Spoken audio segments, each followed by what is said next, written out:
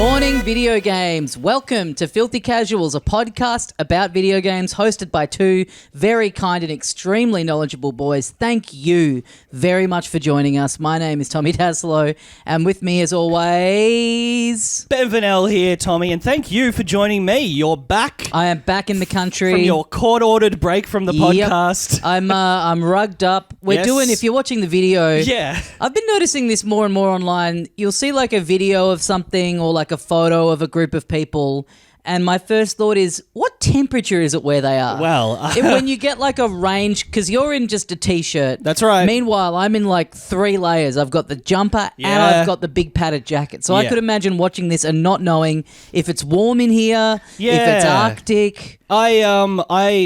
Maybe I've got a fever. Maybe I've got podcast fever. Oh, brother.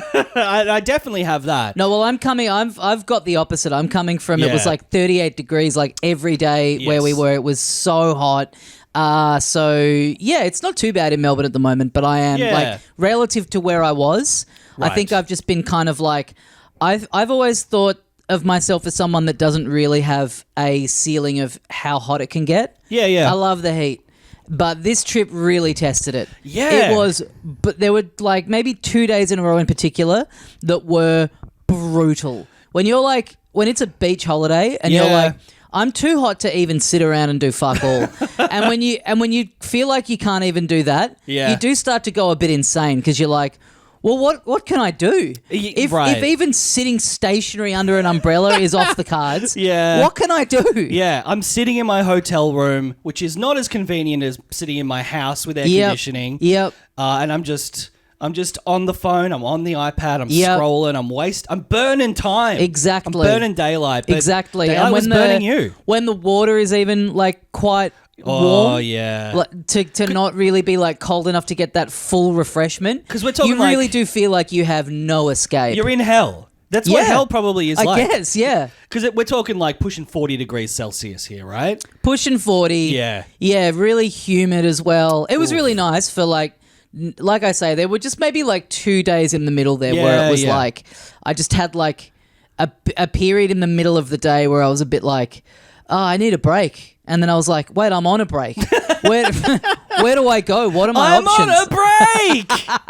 And, you know, like you and I have travelled through Japan in the summer. Oh, yes. And in like a big city, I don't mind it because you like, every time you go indoors, you're getting like blasted with AC. Yes. But we're in Hoi An, which is like a little more rustic, and so it's pretty rare that you're in a building that's just like fully AC. Like any restaurant you're in is like pretty open. You're getting a fan at best, which helps, but if the day is like excruciating enough, there's only so much it can do. Yes, but you're back here in beautiful like 17 degrees. Well, that's it. I mean, looking at then the other thing creeps into your mind where you're like, fuck, I'm too hot. And then you're seeing the temperature back here and you're like, you ungrateful prick.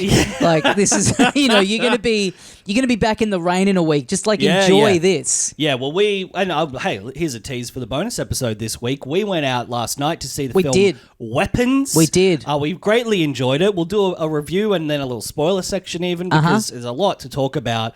But man, like it was, I got the tram in, have to do a bit of walking and fucking rugged up, my warm jacket. It's raining. I'm shivering. My shivering little booties there on the tram stop. Yep. And I was like, yeah, man, I can't wait for it to be like 22 degrees. You're one of the rare people that I know that has like a jacket with like a full kind of zip up hood. Who I ever see actually wear the hood. I'll see you when it's raining, you go like full Kenny McCormick. You like zip yourself all the way up. Oh, A lot of people, they've got that functionality, but it's just for show. There's very few people I know that will actually like make use of the practical application of the fashion. Well, I'll use it right now. Zip. Yeah, that's good stuff. That was a spoiler for Weapons, but we'll be talking about on the bonus episode, patreon.com/filthycasualspod. We'll be doing that. I've got a great story to tell that is kind of mind-blowing. But yeah, bonus episodes every single gosh darn week on the $10 tier. Lots of fun stuff. We put out a little call for some listener reviews this week. Yeah. Of two of the biggest potential Game of the Year games, Death Stranding 2 and Donkey Kong Bonanza. Yeah, we both finished them right before I left. Well, I finished Death Stranding, like, I think the night or so before I left. Yes. So I was like, why don't we do a full spoiler chat at the end of the next episode? Because those games both do have things that are, interesting to talk about. Oh, yeah. If you get behind the sealed section. And, yeah, there's definitely stuff that you would not want to have ruined. But there's kind of interesting stuff to say about them. So we'll talk about that like at the end of the episode. We'll clearly mark that. But thank you to everyone who chimed in. And the call went out only on Patreon. That's right, yeah. So if you want to have your words read out by us on a podcast, the only way to do that is to get onto Patreon. That's right. And we put it out to the tier that includes the mailbag people. So basically that is the tier of like, if you want to have a chat, if you want to drop a comment, if you want to ask a question, we're not going to gate that behind the higher tiers. And it's really like, we love the mailbag episodes. Yeah. The questions are always really, really interesting.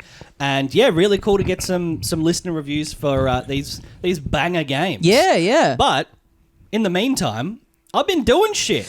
We've both been doing shit. There's been a couple of new things coming out to play. Yeah. There's been two, not full Nintendo Directs, but a partner Direct, which is like their third-party stuff, and a Indie World Showcase. Yeah. That both happened on consecutive weeks. People are, as always, going crazy, hoping for a new full Nintendo Direct. Yes. Because we don't have much idea of what is next for the Switch 2. Yeah. But in the meantime, do you want to talk a little bit about these showcases? Absolutely. Because one of them I sort of as a bit, I watched kind of semi-live at dinner in Hoi An. Yes. iPhone kind of propped up on the table. No headphones in, but just like, I don't know. I was like, I'll just kind of watch this out of the corner of my eye. Yeah. That I really thought there'd be anything to... If it had been a full... like a full-blown Nintendo Direct, I genuinely would have been scheduling the night around it. Yes. I would have been wanting to make sure that I was watching it live, which would have been 8 p.m. there, which would have been really ruined the whole evening. Yeah. Like, at least when it's, like midnight Melbourne time, you're like, cool, I'll live my life, and then I'll just, go to bed a bit late, kind of watch it before I hop in. But 8, especially on a holiday, being like, now come on, girls, we got to be... We got to be ordering dinner at 6 p.m. We got to have enough time to take a little walk back. That's right. And we're here as a family, so we're watching this as a family. Exactly. You guys can't go out for drinks while I'm watching this. Nope. And it's also work, so you can't criticize me. No. But no, it was more of a minor one. The partner direct. Partner direct. So the third party stuff, where there were a few things revealed for the first time. Yeah, a couple nice little things in there. I think a lot of people probably expected there to be like a Elden Ring getting a date. Sure. There's a few things that we know are coming out. There's always a Silk Song rumor, which has now been announced to be coming out this year at some point. Yeah, holiday this year, and it's going to be playable soon at that thing at Acme. So it really is but they do seem to have tethered it more to like Microsoft. Like there was that announcement that it'll be on that handheld thing. Yes. So it kind of feels like maybe a Microsoft showcase is where it's going to happen. But like the Final Fantasy remake port coming to Switch 2, I think people maybe thought all these things that were shown off in the initial reveal that haven't been dated yet, I think people thought maybe would show up in this. Yeah. And none of them did. There is a new Monster Hunter Stories coming out, which looks kind of cool. There are 2 new HD 2D games. From Square Enix. The Adventures of Elliot? Yes. Yeah. Yeah. Which looks cool. There's a demo out for that, which I haven't played yet, but it's a more action-focused RPG. Yeah. It looks cool. Yes. It looks interesting. Yeah, I don't mind it. I don't mind it. Yeah, I'm interested to give that a go. The other one is Octopath Traveler 0. Yeah. Which, I don't think that I ever played 2. But you liked 1, didn't you? I liked 1. Yeah. I didn't get too far into it. Or maybe, I think I... Like, the fact that the stories kind of... all the different stories, you basically reset the game every time you went in on a new one. You're playing the intro for 8 characters. And I think I did that, like, twice and then kind of felt like I'd had my fix. Yeah. But I did enjoy what I played of it. And you like that visual style, right? I do. I think I may be getting a little tapped out on it. Yes. I don't love that now just like everything that Square Enix do is in this style. Yeah. For me, it's I hate to say it, but it's kind of lost the impact a little bit. That's fair. I mean, it's not like it's revolutionary, but the first time you see it, it's like, oh, what a neat way to kind of trick up this, what was traditionally very static and very, like a lot of the artwork was great. Like there's a game I'm going to talk about which is very much a traditional isometric or fixed camera RPG, JRPG. The first time I was like, a bit of depth of field, that's kind of cool, but... I remember seeing, like, Octopath Traveler 1 announced in, I guess maybe it was that first Switch big presentation thing. Yes. And really being blown away and, like, really feeling like... Was that when it was Project Triangle? No, Project Triangle's another one. Project Triangle Strategy, sorry? Yeah. No, that's another... Okay, See, yeah. Yeah, it is a shame because it to look at it the first time, it was really, it looked incredible. Yeah. And now it's just become very, to my eyes, a bit watered down. And it does kind of make like all of their games look a bit the same. Yeah. Which I think is a shame. Like, it's cool that they're doing it. It's a cool way of remaking something. Yes. But I mean, they've got those 2 sets of Dragon Quests. They've got...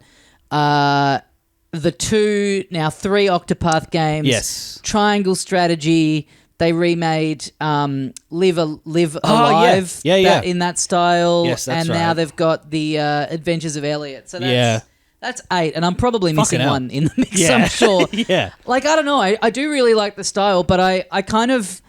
I don't know. I do kind of wish that they had like kept it because it was such a unique thing for Octopath. Yeah. And then they did it with all these other games. And so it feels like the Octopath series has lost its identity. Yeah. And then a game like Adventures of Elliot being a new thing doesn't really feel like it has an identity of its own. Yeah.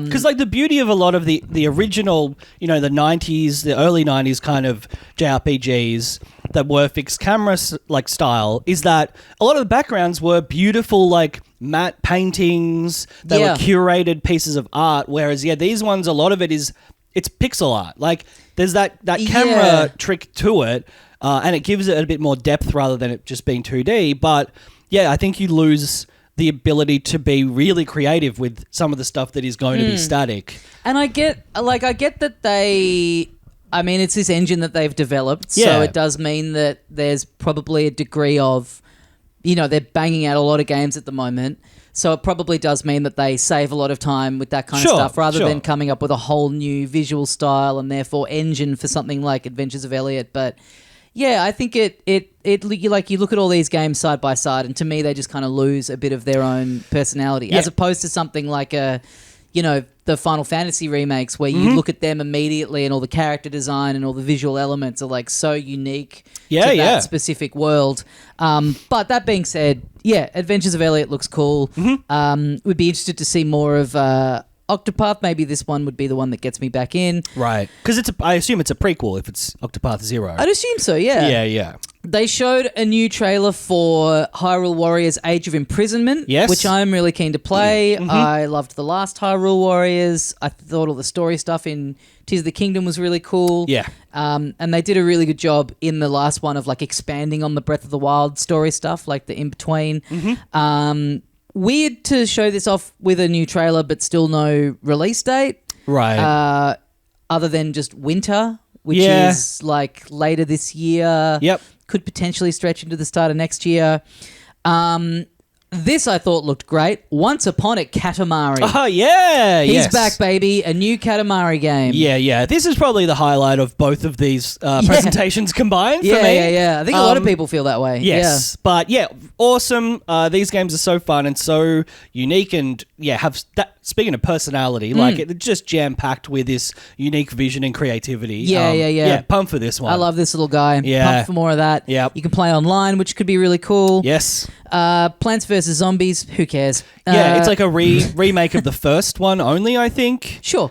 But, I don't know. I don't even know what that is. It was a big phone game. It was one of the first big phone games. I think that's why I don't care, because it's just in my head of like, oh, cool, the new Angry Birds. Yeah, I mean, it's basically a tower defense game, which, has exploded, and there's been a lot of indie tower defense games that have kind of remixed the formula, and this is the OG, and I'm sure there's fans of it, but yeah, it's not, it's a remake, and that's fine. That's fine. Final Fantasy Tactics we knew about already, but that's out quite soon. Which I'm very excited for, Yeah, did you... I can't remember if we've had this conversation. Did you play it back in the day or no? I did not. I did not. I could not afford it, I think, from memory. Right. People love it. Yeah. People are really excited that this is coming back. Yes. Persona 3 Reload coming out on the Switch too. Apex Legends. Yes. Star Wars Outlaws is out quite soon on the Switch too. Which news on that? Apparently Ubisoft cancelled a follow-up game because of the poor reception and I think the poor performance financially of this one, which I'm sad about because I fucking loved that game. Yeah. But the popular sentiment was boring, more of Ubisoft's classic formula, which we're sick of now. That's a shame. And I'm pretty sure one of the developers were like, yeah, we actually kind of think it was because people are sick of Star Wars. Oh, interesting. Which is, pointing the finger directly away from themselves. Assassin's Creed didn't sell very well because people are sick of assassins. Yeah, there's been too many assassinations lately. Pac-Man World Repack 2, new remake of the 3D platform Pac-Man game, and the Yakuza Kiwami games on Switch 2. Yeah. And that is a lot of sports games, NBA stuff. Again, I thought this was funny. This is out now. I haven't opened it yet or downloaded it yet. Chillin' by the Fire. Oh, yes. The campfire game. It's had an incredibly long trailer and I kept watching it going, there's got to be more to it than this. It literally is just get wood, dry it off. Get your igniters. Yes. Set a campfire, keep it burning, and then you can do like video chat with your boys. Yeah. And their heads kind of just float in this sort of disturbing. It's great. Yeah. It's great. I love it. It's cool. It's a great use of the of a USB camera. Yeah. But I love it. It's like the ultimate. It's like a parody of a cozy game, basically. Right. We should check it out. Yeah, we should. We should definitely play it and put up a video. So that is the partner direct. Yep. Yes. I feel like we are such big fans of the games, the first-party games that have come out for Switch 2, as are many, many people. Like, they're both done incredibly well. Yeah. World, I think, critically wasn't as hot as maybe 8 would have been back in the day, but we know like the sales for it are just ridiculous. Yep. And then Bananza, it did really, really well critically. Yeah. A lot of people loved it, thought it was a refreshing take on almost like a reimagining of what a platformer can be. It's interesting, like maybe this is just because Odyssey came out in the same year as Breath of the Wild. Yeah. And maybe didn't shake things up for the formula as much as Breath of the Wild did, but it does feel like I'm seeing more people be more positive about Bananza than I saw. There just seems to be way more like user buzz over Bananza than there was for Odyssey when it came out. That could just be my memory, but maybe it also speaks to people like, a Mario game is like a bit of a known quantity. People know they're going to love it, whereas this being a bit more of a... I think there's probably a lot of people that like kind of came to this, not late, but like weren't as like tapped into the pre-announced stuff and just kind of being like, oh, a Donkey Kong game, kind of having that at the back of their head. Yeah. And then not until it came out being like, oh, wait, it's like basically a Mario game, but you just play as a different character. Like, yeah, and you get to do more cool shit, and the environment's all destructible. And it's, so having said that, I feel like I would have been a bit more hopeful that something interesting, properly interesting, I guess, was revealed at either of these, because I mean, big thing... we always guarantee first-party Nintendo game will be great. Yeah. We'll probably get a Mario game soon. Yep. We'll probably get a Zelda game in a few... those are all pretty much surefire hits. But, I would like... Because I'm playing a lot of older stuff on the Switch too. I'm playing a lot of Into the Breach. Yep. I've gone back in on Bowser's Fury. There's heaps of stuff to play, but... I wouldn't have minded something that I was like, I've got to download this day one. I really thought with this partner direct, and there's been a few reports about how the third-party devs got most of them got their dev kits quite late. Yes, yeah. But I really thought that this had a chance of being like, here's some like Yakuza Like a Dragon Yeah. coming out at the end of this. Yeah, I thought this was going to be a bit more of like the catch-up of... Not that would have been the most, impressive or interesting stuff, but I thought there would be a lot of announcements of catch-up of third-party stuff of the last couple of years of things that just weren't even... they wouldn't have even attempted to port over to the Switch One. Yeah. Would have been nice to see that. And also, as I said, it's strange that we know that Elden Ring is definitely coming. Final Fantasy Remake is kind of coming. Is definitely coming.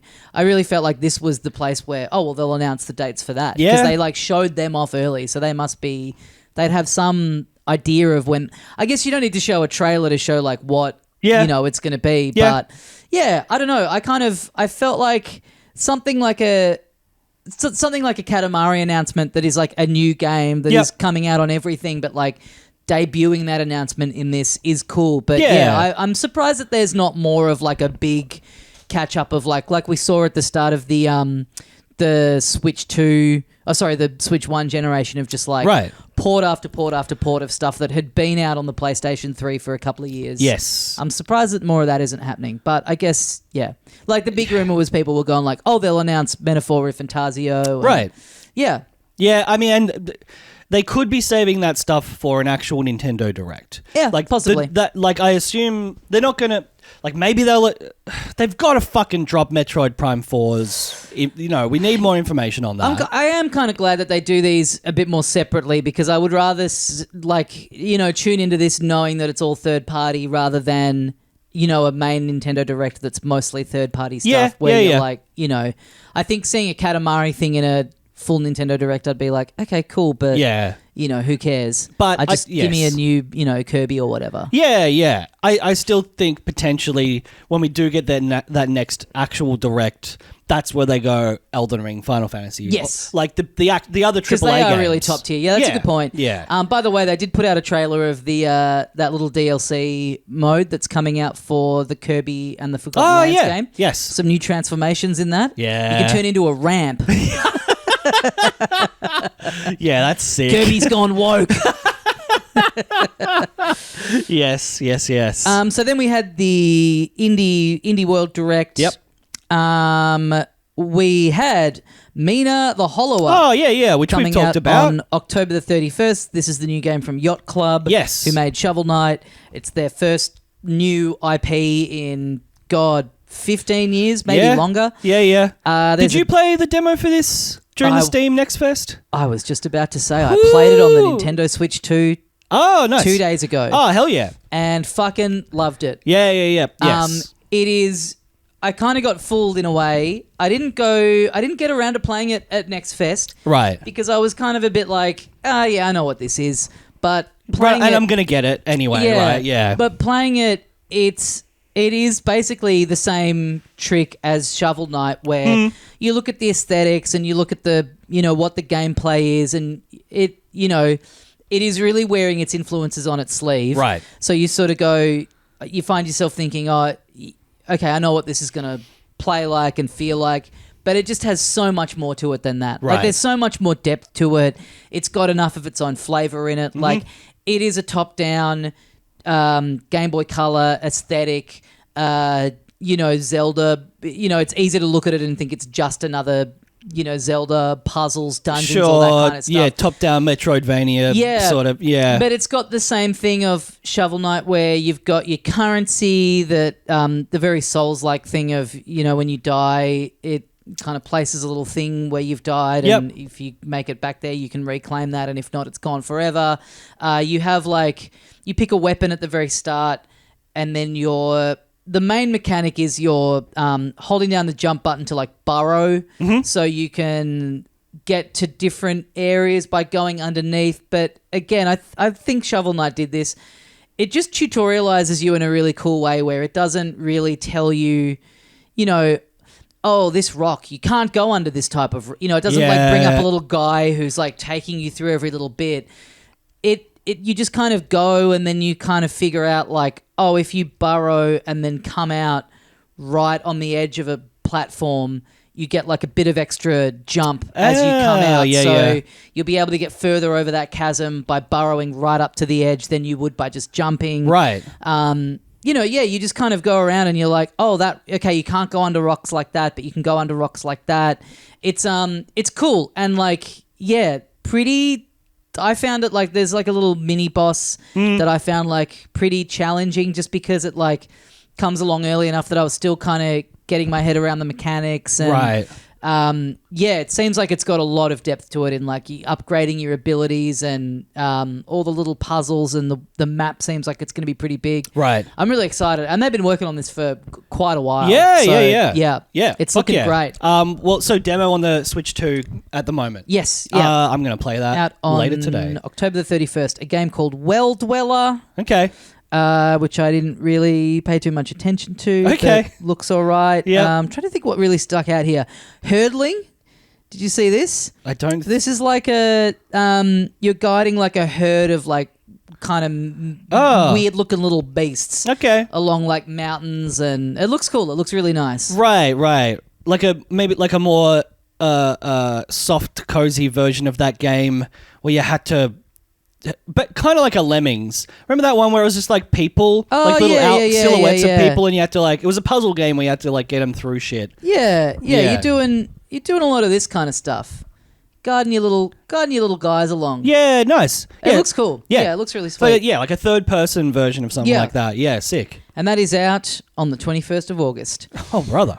A puzzle game called Is This Seat Taken, which has been out on the PC for a bit. It's like a little puzzle game where it's like, I don't want to sit next to anyone who likes hamburgers. Oh, I played this. All that kind of stuff. I played this. I played all the way through the demo during the Steam Next Fest. Oh, cool. It was good. It was like, it wasn't particularly hard. I think I said at the time, like, there's only one way to solve each level. Yeah. So once you figure that out, it's like, okay, well, that's it, and I'll move on. But cool aesthetic. Yep. Like fun vibes. I think like from memory, like enjoyable music. Just like a fun, not too challenging puzzler. But cool. Content warning is coming out in 2026 on Switch and Switch 2.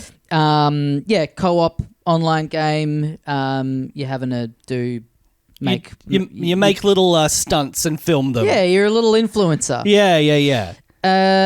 What else have we got here that really stuck out? I mean, a lot of these, I kind of feel like with the indie worlds at this point, or any kind of like long form indie presentation, a lot of them, you just look at all these trailers, the pixel art stuff, a lot of it looks all very similar. Like I kind of do just zone out when I see the trailers. Yeah. And just go like, this is probably going to come onto my radar more when it's about to come out. Like we actually get the chance to play these games during the Steam Next Fest and jump in the demos, and we find out what differentiates them by actually playing them. So, yeah.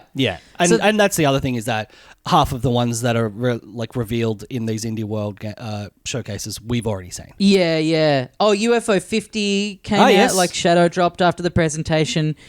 Great game, really recommend that if you haven't played it. I kind of wish I didn't already have it on Steam, because I would. I'm back in. Back in the realm of like having the Steam Deck, but just wanting everything to be on the Switch. Because that's the one I'm going to take away more often than not. I was talking, like I must have been playing something for the pod, and my partner was like, just asked this question that really stumped me. She was like, has there ever been a video game come out where you don't know the controls?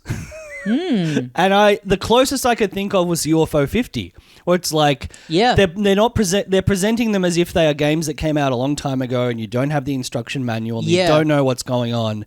But just the entire concept of like a game where you don't know the controls. Where you have to. And I mean, there's really only so many options. I mean, often, I'll play a game and I don't know exactly what the controls are going to be. But it'll tell you. Yes. Or it's like you just push. I mean, back in the day when you'd rent a game and it wouldn't have the manual, you just walk around and just push every button and be like, all right, well, that's jump and that's attack. That's kind of all I need. Yeah. But I remember that game in UFO 50 where specifically it's like if you push forwards, you'd go backwards, and if you, that's right. all that stuff, which is actually, super creative in retrospect. Even as much as I was like kind of frustrated by the very nature of that. Not the greatest showcases, but we'll live. We'll fucking live. You know, I'll live a little easier knowing there's a little figurine on my desk. Oh, yes. So we talked the horse in the room. There's a horse in this house. A few weeks ago I talked about Uma Musume, which is the horse girl racing game. Mm-hmm. You're like, it's a gacha game. You're collecting these horse girls. They've got different powers and boosts and things like that. You're raising them. I think we banked that one. Right. And then someone messaged me midway through my trip to be like, hope the trip's going well and you haven't been sucked into just looking at horse girls. And I was like, what are you talking about? I was so far removed from like that conversation because it was you talking about the game that I hadn't played. Yeah. And I'm now on the holiday. Yes. I was like, what does this mean? And so, much like you, I had forgotten that I talked about this game. I had downloaded it and I played it a little bit, and I got on Steam as well, so I might actually interact with it more. But we had, while you were away, like a few days after you left, we had a little party here. Yeah. Kind of birthday party for my partner, kind of housewarming. You actually scheduled it right after I'd said I'd booked the trip. Was that some kind of reference to me not meeting your wife? No, I was... do you ever have this? You've booked a holiday that you're really looking forward to and then you see a social event is on man. And you're like... You sort of get a little bit met and then you have to remember like, no.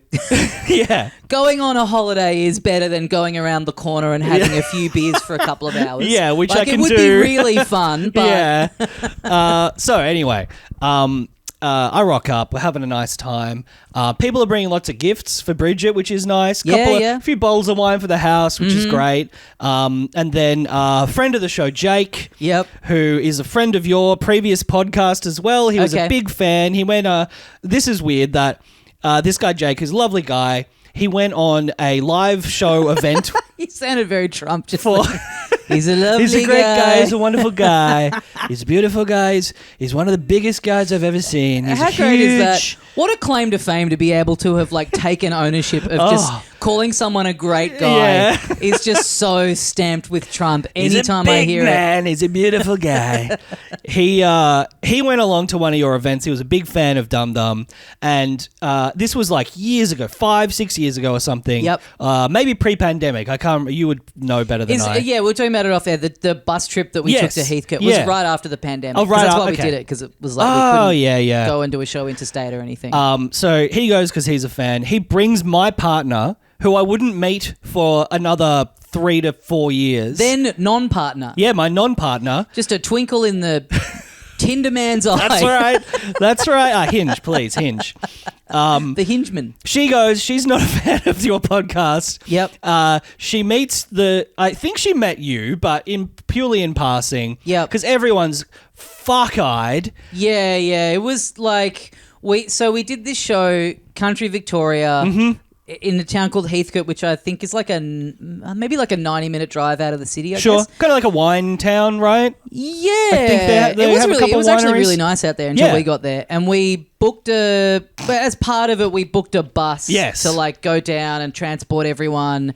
And we, started drinking on the bus. Mm-hmm. And the show was kind of a nightmare because by the time we got there, the entire audience was blind. Yep. We were pretty drunk. How'd the tech go? How did the tech go? That's a good question. I'm trying to remember. Maybe the one thing that didn't fail. Yeah, I think the tech went fine. Okay. I'm trying to remember. I just remember it being like feeling like everyone there would have had fun. Sure. Because it was just a big boozy day. Yeah. But in terms of the job being to do a comedy show and put it online for people to consume, just being like, man, people are going to hate listening to this. Yeah. And I was right. So, weirdly, my partner crosses your path. This lovely guy, Jake, is there. He now is like a friend of mine now, a friend of my partner. He comes along and he gives him just a box. And we're at the pub. I don't really think much of it. It's a beautiful, like, lovely wrapped box and a little ribbon around it. A green ribbon. Beautiful box. It's a wonderful box. They have great gifts. They give great gifts down here in Silky Melbourne. smooth ribbon. And I put it aside. You know, I'm going to take it home. We're going to take the gifts home when we come back. And so...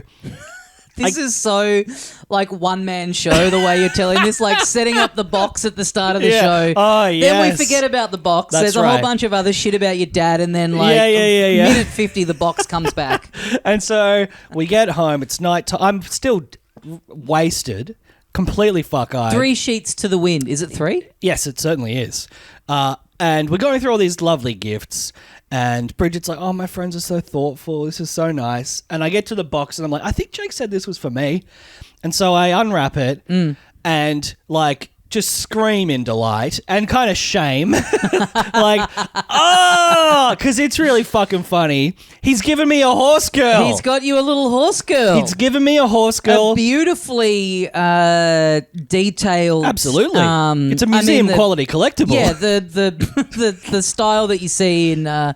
Yeah, I mean that like very Japanese style of figure. I mean, you know, it's not far off my Cloud figure. No, Cloud looks like the way the pose of the Cloud is that he's kind of he's got one hand on the Buster Sword. Oh yes. And the way you've got it positioned is like he's looking like he's going to take out the horse girl. Yeah. He's jealous, obviously. Yeah, exactly. But yeah, gave me a horse girl figurine, and I was like, well, fuck, man.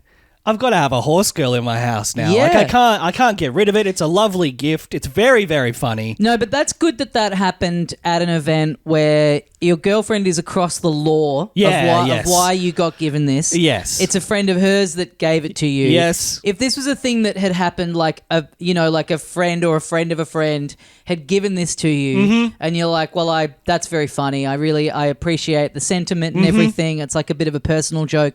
And then you get together with your girlfriend and you move in together and you have to be like, here's why it I mean, I can't.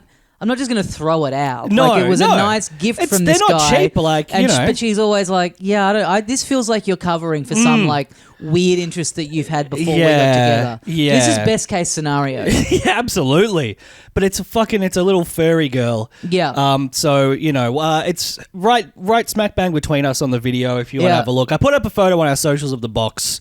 It's also came in. Yeah. It's also got to be like the problem is that it's got to be in a part of the house that is kind of you specific. Like your partner having friends around and it being like proudly displayed next to the TV and then being like, what's that? And it's like she can't go, that's Ben's. Yeah. That still kind of makes her like by implication like you know that's is it like a cool thing for your boyfriend to be really into? Yeah, I mean, you know, like he does seem nice, but like this is a red flag. You need to get like a little press cap style thing that just says joke, in joke, and just stick it on its head so that people when they come around, they're not like pervert alert. They're like, oh, okay, no, it's friends mucking around. Yeah, I'll get a little glass cabinet that's just for joke gifts. Yeah. And like, hey, if people want to give me more joke gifts, I'll take them. I wonder if Jake, when he was at the store buying it, if he was like, I'm doing this as a bit. Yeah. To the shopkeeper, just letting him know. I mean, I pray to God he just got it online. Or maybe it was Jake just purging from his own personal collection. Oh, that's a good point. He's like, oh, the misso's on me about getting rid of all this shit, and then he hears us talk about it. He's like, thank God. I mean, you know, he's got a kid on the way, so maybe he was like, I got to get all my fucking weird shit out of my house. But thank you, mate. You're now part of Filthy Casuals lore. Yeah, you're now canon. Yeah, and I'll never play the game again. Yeah, great. Well, I've been playing a lot more of Donkey Kong Bananza, which we'll talk about in a bit. Yep. But I played the first couple of levels of Ninja Gaiden Ragebound. Yes. It's okay so far. Yeah. I don't mind it. This is the one that's it's the pixel art Katana Zero messenger style. Yeah. So it's got a lot of the messenger kind of flavor to it, which I guess messenger originally is kind of cribbing from them. Yeah. But it's cool. I wouldn't say it's like immediately grabbed me or anything. It's a little like kind of hack and slashy, which I don't know if I'm like going to end up finding a bit dull over time. But just hammering the attack button. Yeah. It's got great music. It does have some cool mechanics in it that I think hopefully it sort of evolves into being a little bit more intricate. Right. And to be fair, I really have only done like the first very bit of it, which is very much like, you know, kind of tutorializing you and stuff. Yep. But yeah, it's I'll stick with it. Yeah. I'm not completely won over, but it does seem cool. Yeah, I've played a few games. I was just reminded before, this is the one that was kind of the JRPG throwback style game. Do you remember this game? It came out, I think, only on maybe Apple Arcade or Apple devices. Fantasian. So this was... Yeah, that sounds familiar. Was produced by Sakaguchi. Is that the guy who directed Final Fantasy VII? It was the director of Final Fantasy VII. Mm-hmm. Music done by Nobuo Uematsu. Oh, yeah. And then the actual director of the game is someone I didn't know, but the producer was the OG Final Fantasy VII guy. Yep. And it came out as like a tablet game, essentially. I never played it because I didn't have Apple Arcade at the time. Mm-hmm. But it really was spoken about as if it's like, this is a throwback to Final Fantasy VII, Final Fantasy VIII, like that style of, like I was saying, like static matte backgrounds, animated characters, and I finally I was scrolling the PS Store. It was on there on discount because it got ported, maybe last year, I think. Mm-hmm. And I dove right in, and brother, you can tell it was made by the guy who made Final Fantasy VII because it is very much like, it's good, but it is also like little cold open of a character running through this city, and then they climb a tower and it zooms out to show the whole city. Yeah. They get into a fight and then they lose all their memories. Yep. They've got a little helper guy who's like, "Hey, come on, we got to get out of this area." You're running through this like tech. What do they call it? Thaumaturge factory. Mm-hmm. They're like, "Oh, it's a magic factory that makes robots or something." You're running out, and then same as when you do the bombing mission, this giant robot with multiple arms jumps out, and you got to fight it. Yep. And there's chests that you open, and it's, all the backgrounds in the early area, it's just sort of like a digital art piece. But then you have this flashback of this town, and it's very clearly, and this was, I think, a big part of the promotion at the time, it's like a physical diorama. Oh, yeah. So they've made this like funny little desert town that's clearly made out of like real stuff. They've carved little houses. They've and it, I'm going to Google this while you speak. It looks really cool. It doesn't perhaps benefit from being on a 4K TV. Sure. Like there's definitely a lot of this. The production was able to happen because it was small screen, simpler assets. Like it wasn't made as a AAA game, so they didn't anticipate the level of detail and stuff like that. But it is really cool looking, and as much as it's kind of a formulaic story at this point of like anime guy loses memories. There's a big bad company, and then they have to assemble a team of unique and interesting characters, like the combat is turn based. They've kind of done something smart, which is like you just hit L2 to do an attack and R2 to do a skill. Like Streamlets, like menus coming up everywhere, sure. So that's a welcome change. But man, you're like running along thin platforms and hitting buttons so that elevators come down. Yeah. Very, very classic. Very Final Fantasy VII original kind of style. Yeah. But great music. Mm-hmm. Good writing. They clearly know how to make a story and make a game, even if it's a bit of a throwback style and something you might have seen before. But it's so hard, isn't it, to find that balance between being a throwback and doing the stuff that people like and remember, but not feel like you're just retreading the exact same ground. Yeah. And I worry that it's going to feel like a bit of a retread. Yeah. But also it was like $30 and like fantastic score. It's scratching the itch. Exactly. Yes, it's scratching the itch. I don't have to go and replay the original Final Fantasy VII again. I've got this one. Yep. It's called Fantasian. It's basically Final Fantasy. Mm-hmm. So, definitely worth a poke if you're one of those people like me that were like, I'm not going to play this on an iPad. Or maybe you never got around to it and you do have Apple Arcade. Yes. Presumably it's included in that. I have to assume so, yeah. Because I think they made it, they funded it and all of that. Sure, it was kind of tied in as like a platform launch. But fun little game. Cool. I also have played a game that got a bit of buzz a couple of weeks ago, Wheel World. Yeah. So this is, and I don't have a speech impediment. It's not Real World. It's not real world. It's not a real world. Wheel World, it kind of visually it's very what was that game called? It started with S, pastel colors. Sable? Sable, yes. Sable. It basically looks like Sable, or Rollerdrome was the other one. Yeah. That's cel-shaded. yes. Dungeons of Hinterberg. Yes, exactly. But yeah, that's a very similar palette to a Sable, like muted greens and browns and stuff like that. It is a bicycle riding game. It's an open world bicycle game. And so, you start off, the premise is that a spirit finds you you find a spirit and a broken bike. Okay. And the spirit's like, damn, someone stole all my good parts, my magical parts. How about we get on this bike and you ride around this island and you challenge the champions who are in possession of these special parts. But to do that, you got to build up your reputation to like like the first one, I think it's like 30 or maybe the first one's like 15. You got to get 15 reputation points to challenge this champion, to race them to get the part back. Just like real life. Absolutely. So you build those reputation points by doing races all around the island. And I think you get like 1 point for winning. 1 point for coming in the top 3, another point for winning, another point for beating like the current top time. Yep. And then another one for collecting the letters K, A, and T because your character's name is Cat.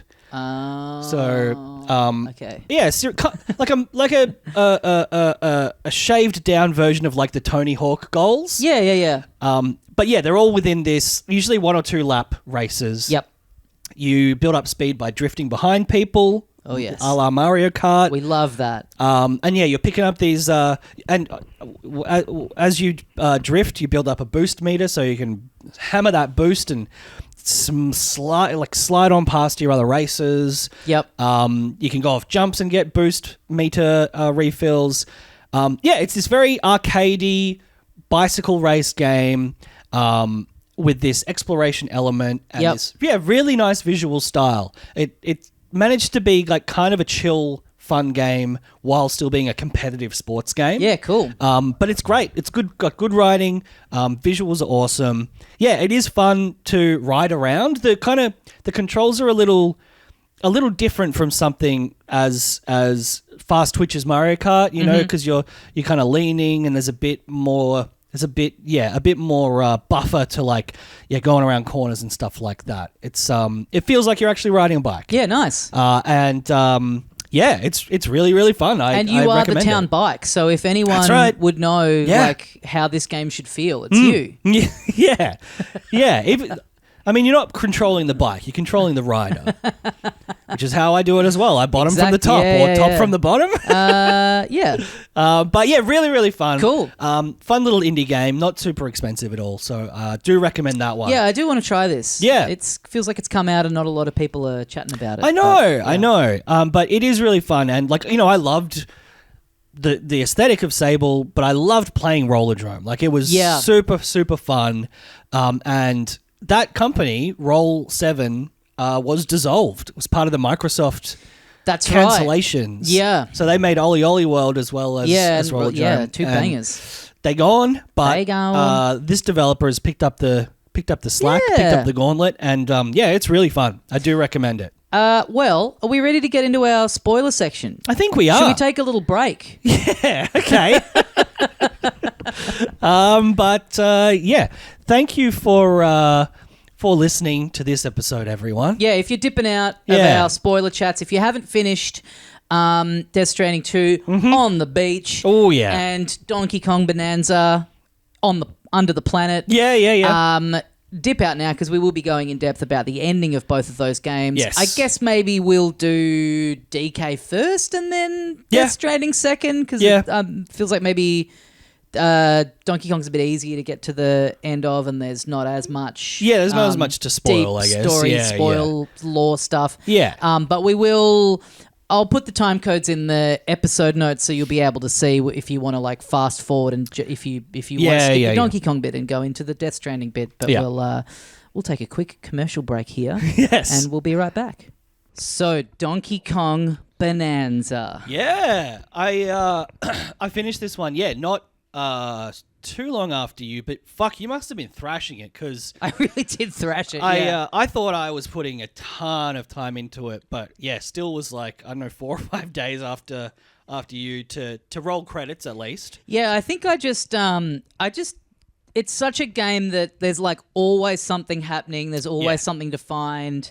It's very like it is broken up in such a way that there's like you're never really in like a big. Like I found with Death Stranding, you know, you do a delivery and then it's like you've got to go over here now, and you see that it's like going to be a pretty big undertaking. Yeah, yeah. So you're like, all right, well, I'll save that until tomorrow. Whereas everything in Donkey Kong is so like small and incremental. Yeah, that it's just very easy to just go like, oh, I'll just do this next little thing and this next little thing and this next little thing, and then all of a sudden you've done, you know, 3 worlds. Yeah. Kind of in a row, because it's very like it is kind of to just get through the main game. It's like it's quite linear. It's always like it's guiding you through. There's like a bit right at the end where you have to get you have to come back with like a lot of gold. Yes.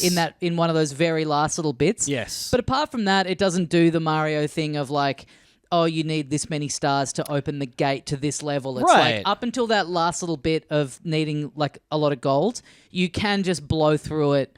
Yeah. Just do the real story beat bananas without going and having to find any of the others. Totally. And it's not like a ridiculous amount of gold either. Like I think it's like 9,999 maybe. And something like that. I had to go back and farm a little bit, but that was because I was like buying all of the like getaways and all that kind of stuff. Yeah. I think I bought a fair bit of stuff. I think I had about 7,000 when that came up. Yeah. Okay, I got to go back to Didn't a couple take me of too long. levels. I think I just went back to a couple of worlds and fucked around and got some bananas and just like farmed for it. And then, yeah. But then you dive headfirst into that big finale, which how does it play out? Because you find Void Kong. Yes. You have a battle with him. Those like last kind of 3 boss battles in a row, I found them pretty challenging. They each took me like a few goes. Yep. They are very fun. They're very impressive, but they're also, unfortunately,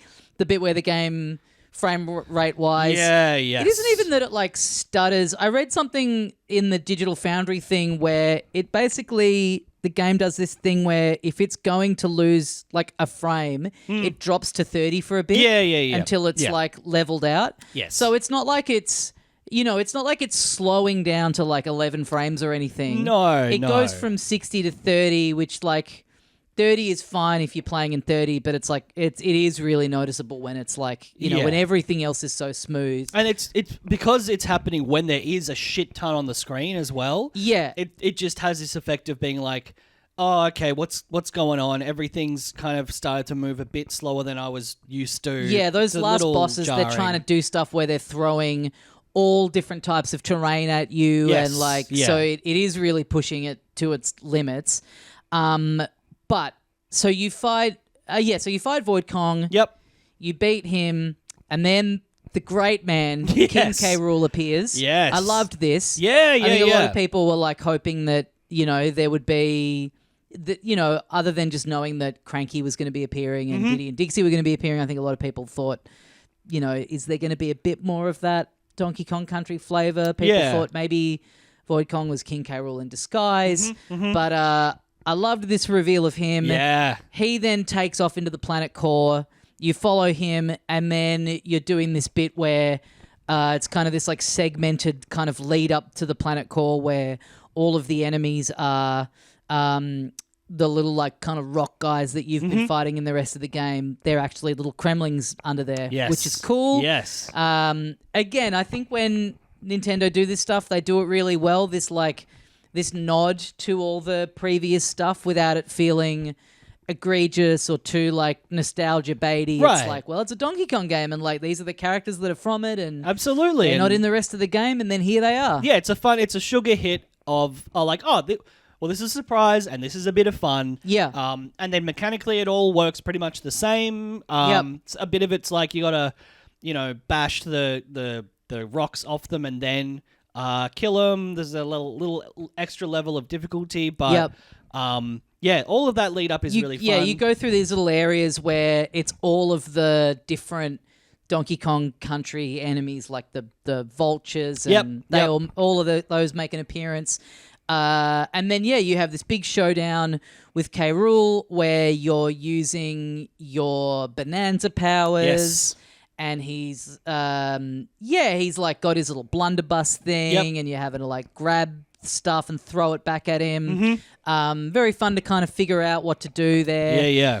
And then you go through the planet core, and you sort of are fighting him on this like kind of falling kind of, what is it? This like platform thing. Yeah. You're like falling through space. Yeah.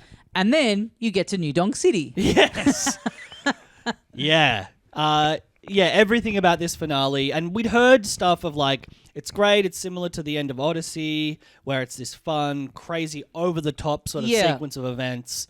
And it is. It's fucking awesome. I loved it. I loved it. It showed a level of creativity that was impressive on top of the rest of the game, which was already like one of the most enjoyable platformers I've ever played. Yeah, it was a really fun ending, not just like you get to the end of this last world and here's Void Kong and you fight him and he's the boss. Right. Like this cool little extra little bit that I think, again, people, after Pauline was announced as being in this and the way she features in Mario Odyssey and New Donk City, it wasn't the biggest shock in the world to have that be the setting for the final boss battle, but you kind of run through New Donk City. Yeah, you got to use those bonanzas. You're using the snake one to jump over shit. Yep. You're dodging all this bad purple stuff. Yep. And then, your final fight with this sort of, deformed version of King K. Rool. And then, you beat him. Yep. And then you are into the post game. Yeah, so you end up back in whatever it is. Ingot Isle. Yeah. 3 months later. Boomtown, is that what it's called? Baboomtown, Baboomtown, yeah. And because you couldn't revisit that area after doing the initial stage of it in the game, in the main game. Yep. So you're back there.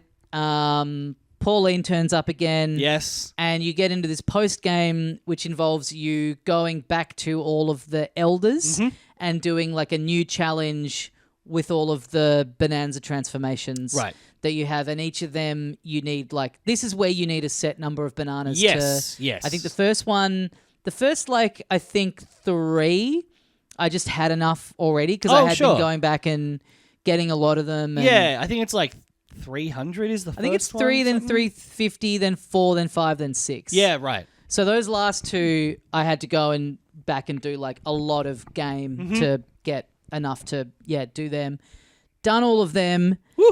And they're really fun. Yeah, they're nice. They're like these pretty long challenge levels that just use that just use all of the powers of the Bananza in some really fun ways. The zebra one is really fun. They're all great. They're all like the last bit of like wringing out every bit of juice out of the transformations. Hell and what's possible with them. Because I did not have enough banana gems for even the first one. So I was like, okay, at some point, I've pretty much had my feel of this for now. Yep. But knowing that there's this cool post game where I'm like, all right, if there's like a weekend where I'm like feeling a bit sick or whatever, I'm just gonna lock the fuck in. It's super easy to dive back into, for me, I'm almost enjoying it more in the post game than I did in the main game. I think that's where it's really started cooking for me, and just kind of having to go around and find, not all. I do eventually want to find all of the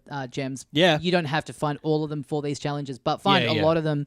And just realizing like the scope of how many there are out there, and it never stops feeling. I mean, it's like a pokies machine. It is just constant dopamine reward of like finding stuff and finding the fossils and everything. So you do all of them, and then you unlock like a final, just brutal, grueling sort of all in. Yeah. Which I haven't been able to get past the like beginning of yet. Right. I haven't really sat down and put too much time into doing it, but yeah, that one seems really, really punishing. Fuck yeah. There's also I've kind of somehow missed this, but I was reading about this last night. There's like a boss rush thing that I think you find in the Ingot Isle. Oh, yeah. With Yeah. Grumpy Kong. Yeah. You pay him to sort of open it up for you. Yes. I haven't done that yet. Apparently you get a pretty cool reward for doing that. So I'm keen to do that. I was honestly I kind of was half expecting in the same way that when you finish Odyssey and then you turn up in the Mushroom Kingdom, I was kind of really hoping that there would be... I mean, it's cool that you get to go back to Ingot Isle, but you have already been there. I was kind of really hoping that there would be like a new little area that's like Donkey Kong Jungle or something. I was kind of hoping that they would do sort of the same thing where you would be back in his home and it'd be like just sort of a different... like brand new environment with a couple of new weird little things, like the thing in Odyssey where you went onto the roof and Yoshi was there and you could run around as him. I was a little disappointed that there wasn't something like that in there, but I mean, that's again just like, you know, this game is so good that I just wanted more. Of I the just good wanted thing. more of it. Yeah. And you know, there's probably a little bit of them being like, we want to hold that over till the next one. Yeah, I mean, I really. There was never any DLC for Odyssey or a sequel, obviously. This is kind of the closest thing to a sequel. Sure. I really hope they do... Yeah, I hope they do something with this character and format of game again, because it's so fun. Yeah, I'd love there to be an add-on for this.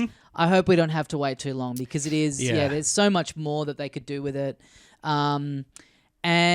yeah, I hope some people have found in the credits for Mario Kart World the voice actors that do Void Kong and K. Rool are both in the Mario Kart World credits. Right, and they don't voice any other characters, which seems to suggest that there's a little DLC pack there ready to go. Hell yeah. Which would be cool. But I'm having such a good time with this game, still picking it up and just going and getting... Yeah, nice. I feel like for the final challenge bit, when I was playing the main game, I wasn't really putting any time with the skill points into maxing out the health. Like, I'm not really finding the game difficult. I don't need more health. But for that last bit, I'm like, you know what? I think I want to just get that absolutely, completely leveled out. Right. And then maybe it'll be... you know, a bit more manageable. A little bit easier. Get the thing where you can hold more of the apple juice that refills all of your energy when you die. Well, I had a real tough time with King K. Rool. The stage where you're in basically the big arena and he's using the blunderbuss. Because I didn't realize initially, I had to look it up. It's so dumb. I didn't realize you were meant to punch the things back. Yeah. And so if you don't clock onto that, it's impossible. Yeah. And so I was going back and I was upgrading health and the apple juices and all that kind of thing. But fuck, what a game. And we got a bunch of thoughts here from listeners. There's a good question I might finish off with for DK. But Punky Plays says, I have a few gripes with DK Bananza. 1, the ostrich freaks me out. Okay. 2, I hate the zebras calling me bruh, which I like. 3, I really don't like the word teleport. Which is fair enough as well. Yeah, I don't know. It's cute. Other than that, great game. I couldn't put it down. And the Zebra Bananza song is the greatest song ever. Yeah, the music's fucking awesome. Music is good, yeah. We got here from Michael. Bananza is such a fun ride. Play through the main story, throughout enough new mechanics, ideas, and surprises to keep a pretty goofy smile on my face throughout. I really like the relationship between DK and Pauline and found the story quite engaging despite its sugary Disneyness, which, totally agree. It doesn't go too far with the sentimental, like, silly, sweetness. Yeah. I thought it was just the right amount. And I liked that there was, like, still not a story to speak of, but there was kind of a touch more than there is in, like, a Mario game. It's basically just these, like, I have to rescue the princess. I liked this little relationship between the two of them. I thought it was cute. Yeah. On the climax of the main story, I normally find incessant back referencing to older media and characters cynical and tedious, But I think the game's got such a good heart. The appearance of K. Rool and New Donk City felt like an appropriately grand and silly finale. Absolutely agreed. Yeah. We got one here from Nintendo, the famous Nintendo. DK Bananza is the most kinetic platformer I've ever played. With most others, it's simple to pick a point of gameplay to stop playing. But with Bananza, it's unrelenting discovery and fun from top to tail.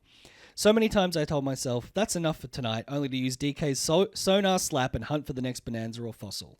Best DK game of all time and up there with the best 3D platformers to boot. However, Claire Obscure for Game of the Year still. My only gripe, just call them bananas or golden bananas. Banandium gems?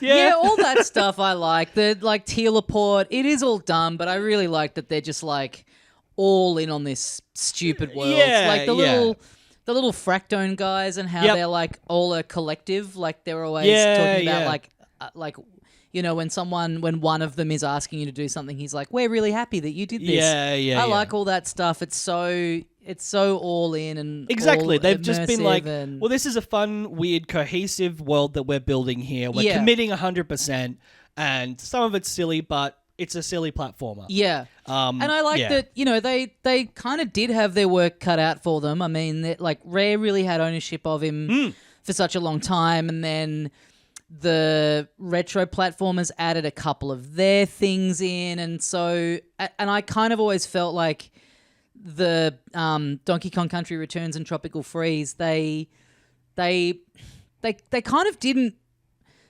really feel like they were enough from the same world as Donkey Kong Country. Like it kind of always has felt like you've really been able to see the fingerprints of like previous of like the current team that's like working on it. Right. And this is no exception, but they've also done such a good job of having to like, you know, they have their own sensibilities, and this is the first time that a mainline that a Donkey Kong platformer game has been made by the Japanese team and not like an outside Western developer, which I think is like kind of an important detail because like they've got their own world and their style, right? And they've had to bring in things like, you know, like the other Kongs, which stylistically should stick out a lot from, and even like you look at the design of like the Kremlings versus like.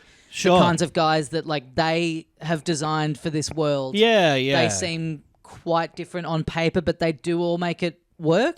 And the thing of like a lot of the fossils as you get into the later areas are like the little creatures that you ride around in the Donkey Kong Country games. I think they've done such a good job of like unifying all that stuff while still having so much of their own flavor in it and it feeling like a fresh thing.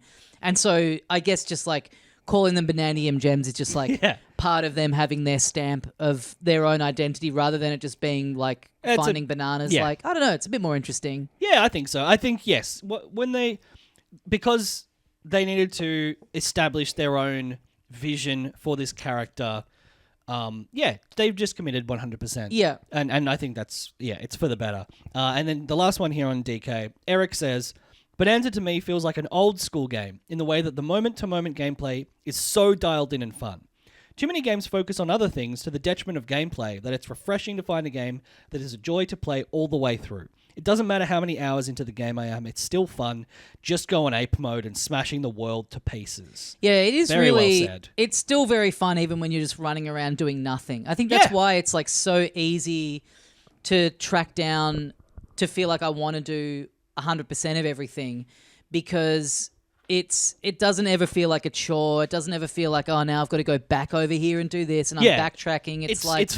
Fun is foremost for the entire game. It just feels fun to move around in even when you're not doing an objective or and so that brings us to the end of our DK Bananza spoiler sealed section. We're going to move now into Death Stranding 2 on the beach. That's right. If you've not finished Death Stranding 2 on the beach, then duck out now. Thank you for joining us. Hit pause. Thank you very much. Like we said before, join us on the Patreon for bonus episodes every week and a bunch of other fun stuff, including the mailbag.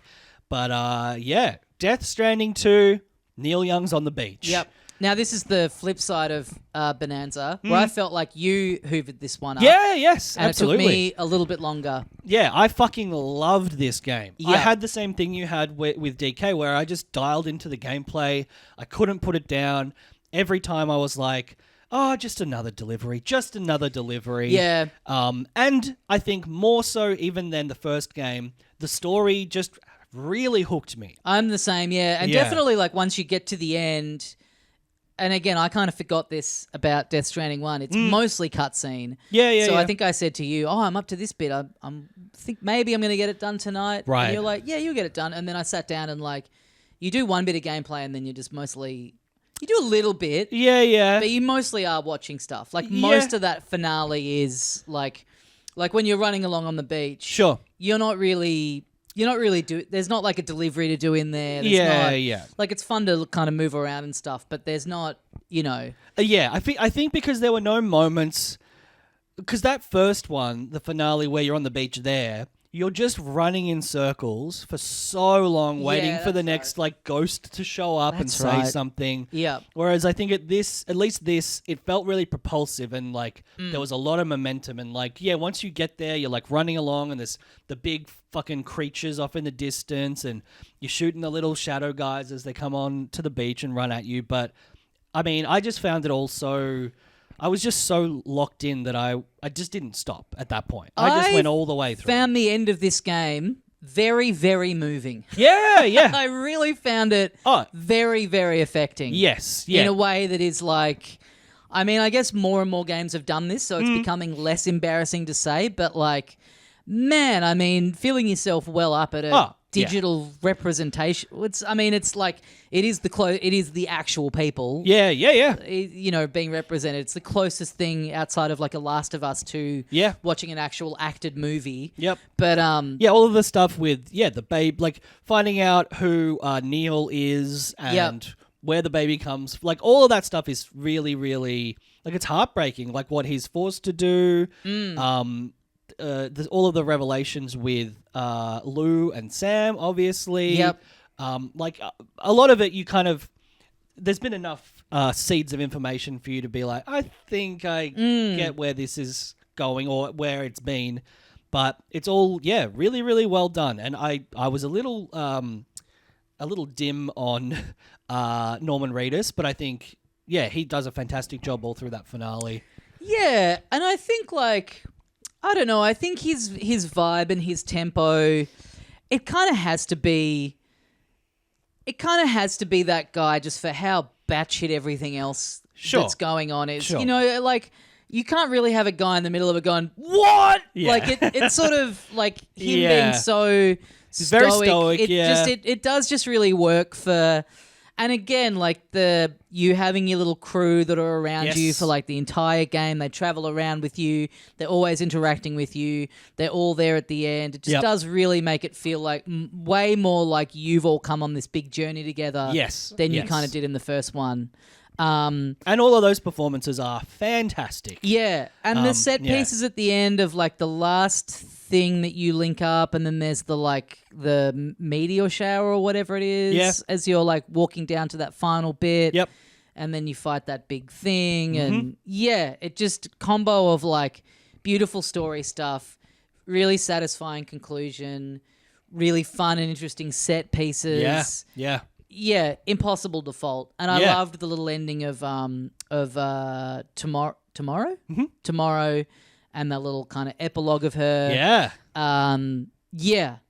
Hard to see how he could ever top it. I'm fascinated to see what he does next. I know he's still working on apparently that thing with Microsoft, the like first person horror kind of with thing. Jordan Peele? Yeah.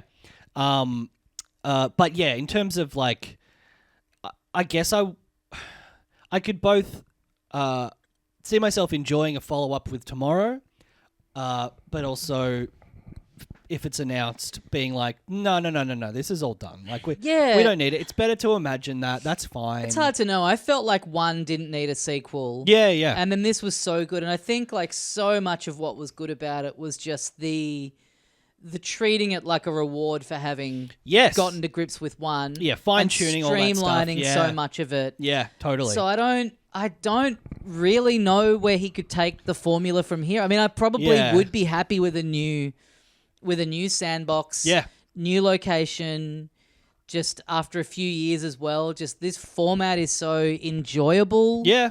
But yeah, I don't know.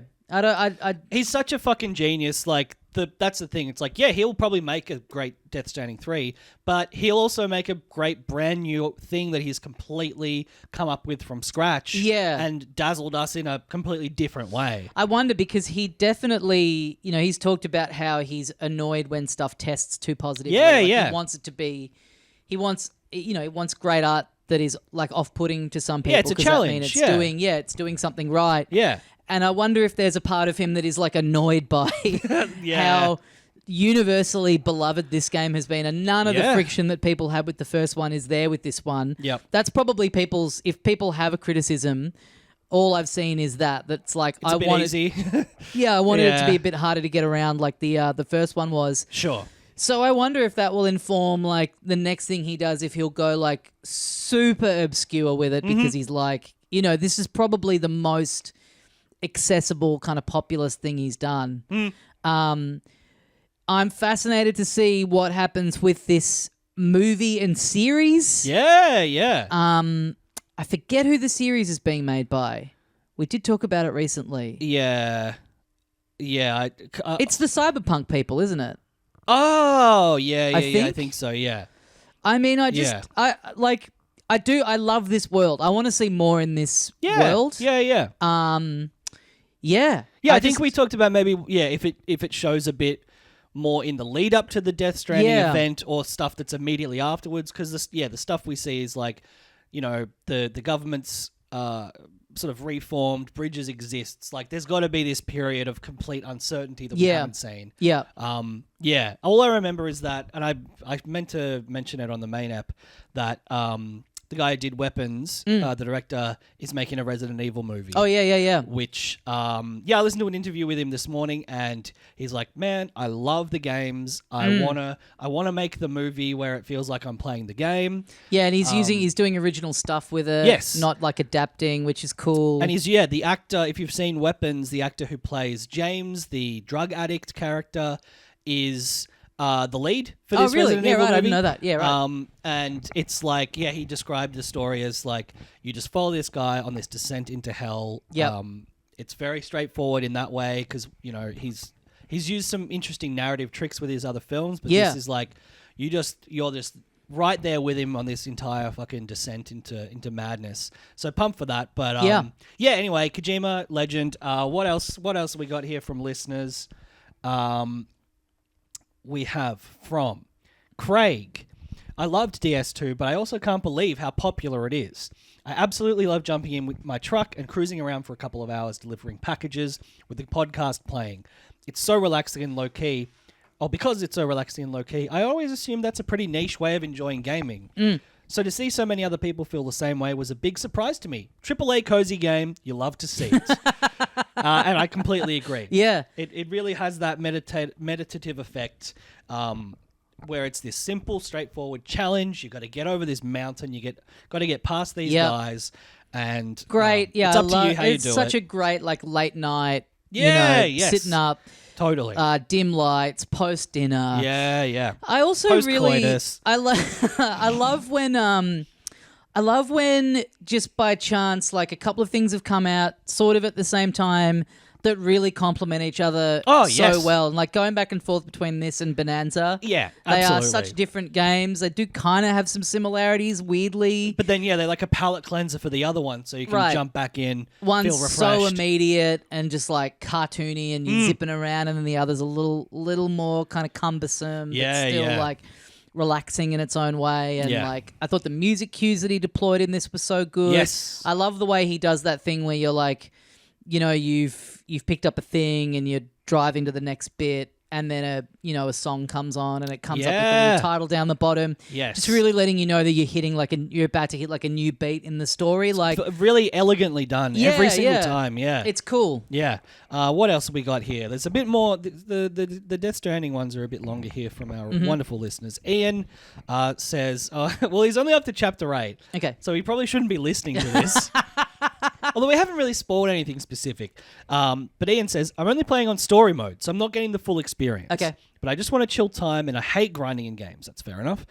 it always ends up feeling like doing sums on a calculator with an especially elaborate GUI.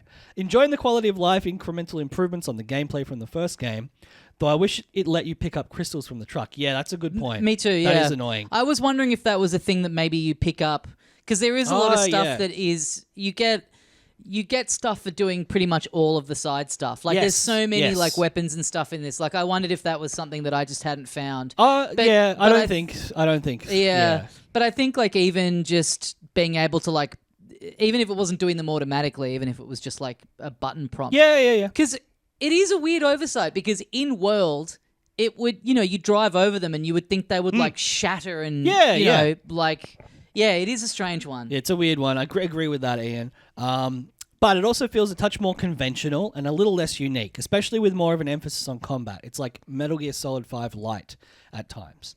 Also, I'm pretty much only getting about in the truck, and I'm not sure if I'm cheating myself for not bothering with the coffin. I didn't use the coffin at all. Me either, yeah.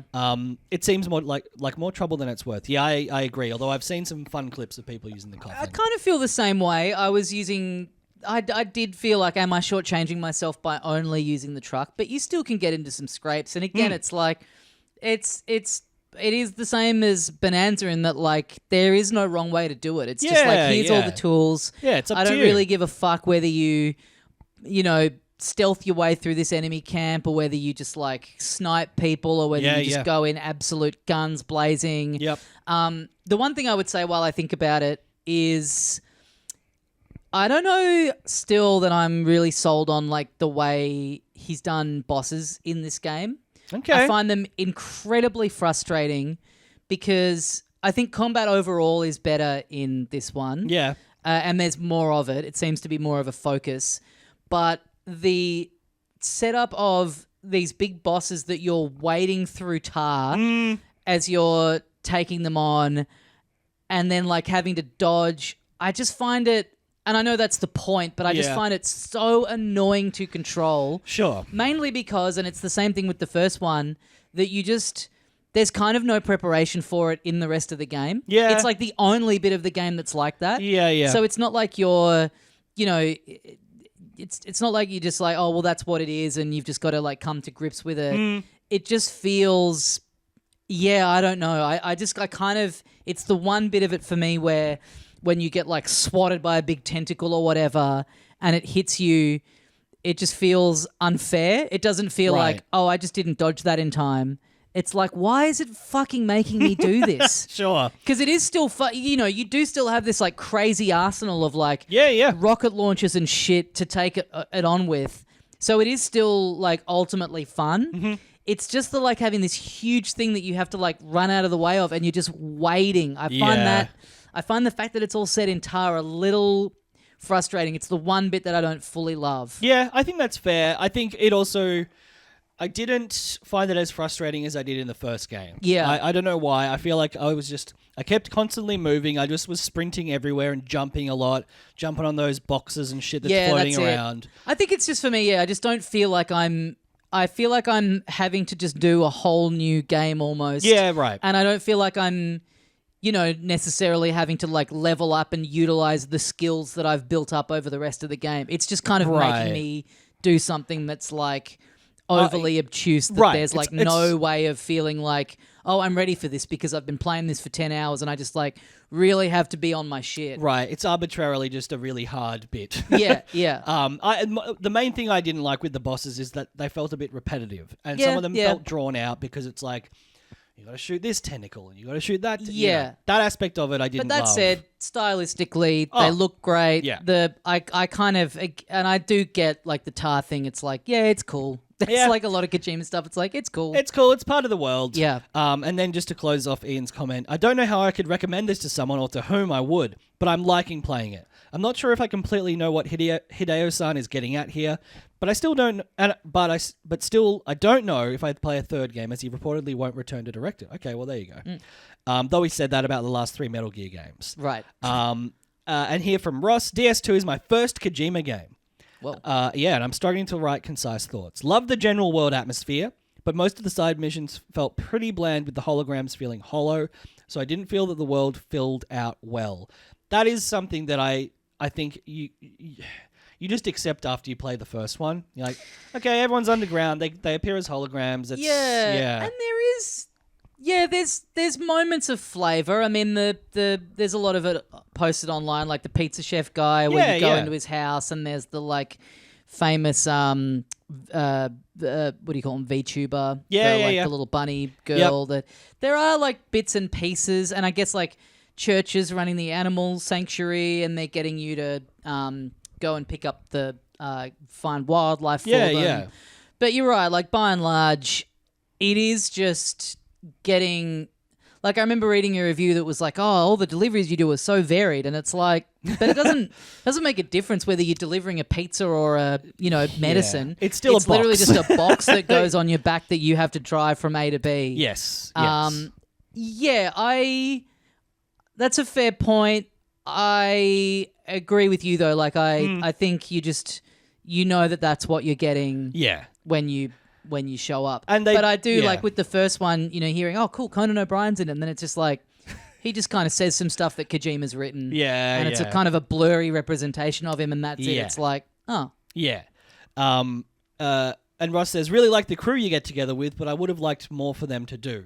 Which, again, these are all very fair criticisms. Having played and loved the first one. Yeah. Having any crew at all is a bonus. Like that's a fun difference where there's camaraderie, there's story involving all these people in a much more of a significant way than the first one. Yeah, and they come in. It's cool that they come and help you at the end. Yeah, like you get the option of like basically doing like a drone strike with them. Yeah. But again, fair criticism, especially for someone coming to this as like the first. Yeah. Even Metal Gear Solid aside, I wonder how you'd find it doing if you played 2 and liked it. How you would find it going backwards to 1. Yeah, I'd be interested to hear from anyone who's done it in that order. Yeah, I think it would be a bit of a struggle. Yeah, but yeah, Ross concludes, great game engine. I took many a screenshot. Not a game of the year, but still really good. 8 out of 10. So fair enough. And then we have a couple more here. One from Kieran. Wowza. Just had a baby daughter, so it hit hard. I bet it did. Some tears were shed. Gameplay-wise, I'm torn. I agree with you both, like it feels a reward for getting through 1. But then I agree with Skill Up's review, which is a great YouTube channel, Aussie guy, that it was a struggle, that it was the struggle that made it unique. However, I'm not sure if that's just general time passing and nostalgia for that unique experience of playing 1 for the first time. It certainly was a more interesting story and made me excited about the Metal Gear Solid 3 remake. Yeah. That's all fair. Yep. All fair points from Kieran. Quick, we do need to give a quick shout out to Dollman. Maybe the greatest character in any video game. Yeah. As much as I love Bananza, I would, and Pauline's a great character. Yeah. I would love it if it was Dollman strapped onto Donkey Kong's back. Yeah. The bit where I forget what it is that you're doing, but there's like the ship is going into something. Yeah. And someone buckles up his little seatbelt. Fuck, that sent me. And just when you've done the like final big. Before you go back to Mexico, the like final big showdown. Yeah. And the one you've like passed center. out, and then you wake up, and Dollman's there, and he's like, "Sam, you've connected all of Australia. People on the internet are talking about what a great hero that you are. Yeah. But I can't help but wonder, what about maybe a couple more posts saying things like, yay for Dollman?" I was fucking screaming. That might be the best. He's got both the best lines and the best line delivery. Yes. His line reads are so good. Yeah, it is insane to think that like this, it's all written by Kojima and all these super serious, like metaphysical concepts and, all of the discussion about the tar and the, where tomorrow comes from and Sam's experience. And then it's like the same guy has written fucking Dollman. Like what a legend. He talks to you like you're a fucking baby. Oh God, like it's just so good the way you'll have like an interaction and he's like, yeah, tomorrow seemed a bit sad, didn't she, Sam? That's probably because she's going through a range of cunt. Yeah. How autistic do you think your audience are, Kojima? Like, give us some credit. Yeah. But it just works. It just works, exactly. It's this very bizarre, unique, stilted, but like charming delivery. Because it is that very video gamey thing of like, Norman Reedus he's not Link, but he's not far off. Like he talks in cutscenes, but it is a great device, rather than having Sam sit there and be like, now how did this make me feel? Yeah. Like having a weird little puppet, like the fact of him being a little puppet and being the one to like really overtly spell out the gravitas of things is like, yeah, okay, I'm not questioning this. This tracks. Yeah, this is awesome. And then the last one here from Tristan. DS2 is definitely an improvement in just about every way on the first game. However, even with all the improvements, I still think it has a lot of the same issues. The world and aesthetic are super cool and it's a great looking game, but I find that I'm constantly broken from the immersion. The menus and interface I find to be frustrating, the side quests aren't that engaging, and while the combat and stealth are both better, they're still not great. The boss battles are also still pretty bland. I did find the main story engaging, but also I just think the writing is so bad. Interesting. There's definitely a charm to some of it, but other times I'm rolling my eyes and find it to be stupid. Which I think is like, that is a matter of taste, and it's absolutely fine to think that Dollman speaks like a moron, and it's pointing out things that are super obvious, and that the story is silly. Like, that's all. It's a great example of something where the same reasons I love it would be the same reasons someone hates it. Sure. And someone's criticisms of it, you're like, yeah, I completely agree. Yeah. But I think, like, for me, that stupidity is like, that's the charm of it. Yes, and exactly. Like, you kind of do just have to like buy in and just leave all of that at the door. Yeah. And just be like, some stuff is going to be completely over-explained. Some stuff is going to be not addressed at all. Yeah, yes. But then brought up in a way where you're like, was I meant to did know? I push start and skip a 3-hour cutscene or something? Like, this has just been talked about as if it's the most, like, you know, given thing. Yeah. Like, that is kind of part of the ride. And I think that taken as a whole, all of that is so unique. Mm-hmm. Often in the same, like, the fact that you've got this, like, deep, like, you know, deep character stuff for some people, but then there's a character literally just called Tarman. Yeah. There's another one just called Dollman. Yes. There's, like, a character called Nirvana. Yep. And Dollman going, oh, I thought it was Nirvana. And it's like, well, so that is why you've named him. You know, like, all of that is just like... There's characters fucking spiking the lens at the end of the game, you know? Totally, like, totally. Die Hard Man just being like, well, I guess you could say it was pretty hard for me to die. Like, you know, just... Yeah, but I think, like, which a I version love. of this I love that has all the, like, character depth and world building, but all of that stuff sanded off, is just still somehow not as interesting. Yes. I just don't think there's anywhere else, like, you either get, like, a really shitty, like, Ice Cube War of the Worlds, or you get top line Christopher Nolan. Right. Maybe not the best two examples, but you know what I mean? Like, that's what makes it so interesting to me, is that, like, for me, like, those, like, failings are part of, like, what makes it charming, rather than it all being... It somehow does... It's such a feat to sort of somehow make that all feel cohesive and like it exists in the same place. Absolutely. And I think, like, this speaks to what we talked about before. Like, yes, a great work of art should have some things that don't appeal to people. Yeah. Like, there should be some things that are rough around the edges. There should be some things that are divisive, because... that means that there's a really good chance that some people will love something as much as some people will hate it. I mean, this is so old head of me, but, like, you know, I miss when The Simpsons kind of looked like shit. Yes. And obviously that was, like, the limitations of the time. But now that it's got this really... It's kind of looked the same for 15 years. It's got that really clean digital look. Yeah. You go and you look at the, like... Even the Ullman shorts, it's like they look fucked. Yeah. And it's like... Remembering a time when... people watched that show and they were put off by it. Now they're the most sanitized looking designs you can imagine. Exactly. If something's too perfect, then it becomes boring. Bless me. And bless Kojima. Case in point, sneezing on a podcast. Yeah. It can't be perfect all the time. No, that's that, and sometimes it can never be perfect. Yeah. But I think that's the point, right? It is for something to appeal, like in a really special and unique and personal way to someone, it has to also have the potential to not appeal to someone at all. Otherwise, totally, it's down the middle. Yeah. It's too perfect. It's too polished, and that becomes boring. And you see that with, you know, the most popular stuff doesn't tend to be popular because it managed to somehow hit the split of the divide where everyone likes it, right? And no one hates it. It's because everyone kind of thinks it's fine. Yeah. And that's just, to me, that's a bit more boring than Yeah, something yeah, like yeah, this. totally. It's the equivalent of like Kojima makes stuff that's like a Mac DeMarco album. Yeah, where totally. It's like Yeah. beautiful songwriter, beautiful voice, records using the most busted up shit ass equipment he can find. Yeah. Yeah. Doesn't bother titling any of the songs. Yeah. Yeah, no, absolutely. It's what happens with a great auteur. Like, it's Yeah. their vision, and it's not going to jive with everyone, but Yep. for the people who do like it, they tend to love it. And Well, and I think too, like, you know, anyone who's like, you know, tried to get something up or worked in or around show business, it's so hard to get anything up. Yep. Even if you are trying to make it as like palatable to everyone as you can. Yeah, yeah. Which is kind of really the only hope that you have of getting something up. Yes. It's hard these days to go into someone and go like, I'm making something fucked for 4 people. Yeah. It's just not going to get up. Yeah. And so anytime something like this does exist and is like this huge selling game, has this huge platform, Yep.